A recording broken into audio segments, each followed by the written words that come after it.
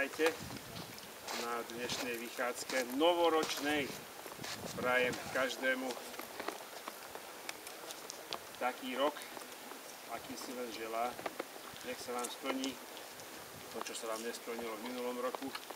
A nech je aspoň oveľa čo tento rok lepší. Ale aspoň nie je horší. Že? Budeme zdraví, takto jak sme. Preto sme si zvolili aj tento deň na vychádzku, aby sme tak aj symbolicky tento prvý deň, že ako na nový rok, tak aj celý rok, aby sme na týchto koníkoch mohli jazdiť, aby sa nám darilo. Tak teraz pôjdeme podobnú trasu, jak sme išli minule, ale pôjdeme až z mostu vedľa Čiernej vody. Nepôjdeme do lesíka, pôjdeme k mostu a naspäť. Nebudeme dlho, lebo je takéto počasie, aby sme troška sa prebehli hneď naspäť. Lebo nám prší, nebodaj ešte to začne aj mrznúť, že nám to primrzne.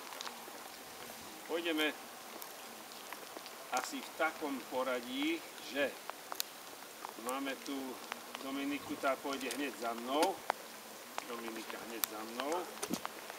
Potom pôjde pani Molnárová za Dominikou, za pani Molnárovou pôjde pán Báby, potom môže ísť Katka Bulová, Marcel, pán Lorenzo a Dušan.